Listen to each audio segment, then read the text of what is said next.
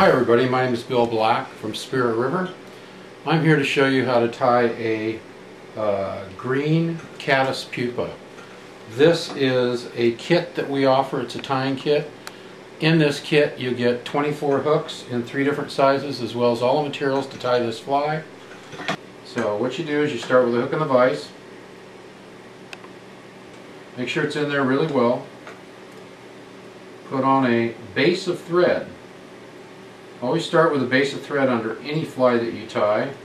That'll keep it from rotating on the hook and turning.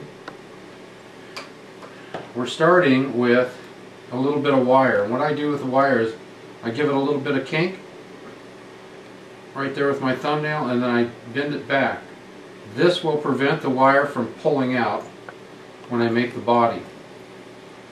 I like to bring the thread back a little bit farther than you would on most flies, so that it's down a little bit on the bend of the hook.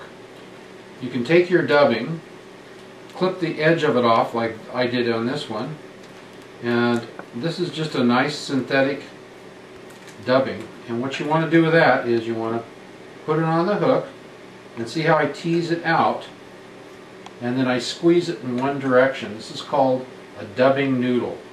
So I'm dubbing this material onto the hook. I'll go around, make sure I start covering that thread. And if you'll notice, my noodle is a little bit tapered. It's a little bit heavier and thicker here than it is down here. Because in essence, that's really what I want my caddis body to look like. I want it to be a little bit heavier, so it's thin here and it gets heavier as we go down. I just need a touch more. You want to cover about 3/4 of the shank of the hook with this. We'll go around a few more times, and then we're going to get ready for the rib. Now, here comes the rib. You want it probably 5 or 6 turns. You want to space it nice and even. Okay, this makes it really look like an insect. Gives it a segmentation. Go in with your wire, and always use the bottom of your scissors when you cut wire. Next we're going to do the wing bud. So I've taken a bit of the wings and things film, and I've cut it into a little square. Now I'm going to cut it again like this. Okay, and then I'm going to fold it in half like that. And then I'm going to trim it, so basically it's semi-round, and I can open it up and I can kind of measure it here and see.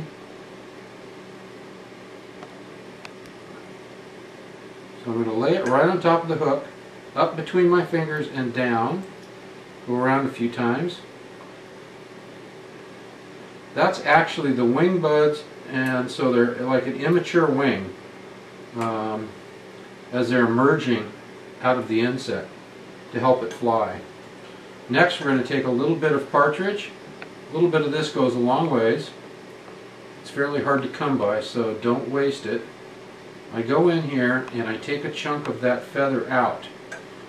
And what I'm going to do is I'm going to place it underneath the hook, and then I'm going to go around loosely once, twice, and cinch it up.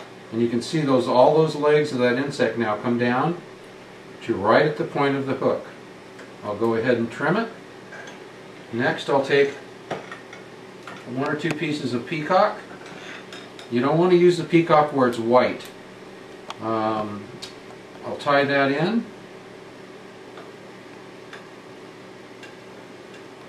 This is the thorax. This is the front of the bug. So I've tied that in nice and tight, and now I'm going to go around with 4 or 5 wraps, and then I tie it off. I'll go ahead and trim it. And here's one of my usual tricks you'll see me do on a lot of flies. A really good looking fly always has a nice head without a lot of crap sticking out of it. And so what I do is I take my thumbnail and I push that back, and I take 5 or 6 wraps of thread and create a little bullet head, and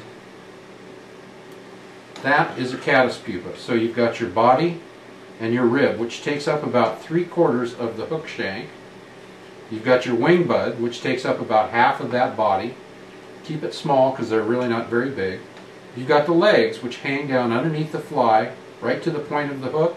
And then you have your peacock thorax, which is, probably 20% of this. And that is a Caddis Pupa, very, very prolific hatch. It's an insect that's all over the country. And you'd be wise to fish this and tie. Most of them are tied in green and tan. Anyway, I want to ask you to support Spirit River and buy our products and materials from dealers all over the country. Thanks for visiting Spirit River and watching this video. I hope it helps you in a career of fly tying. Take care.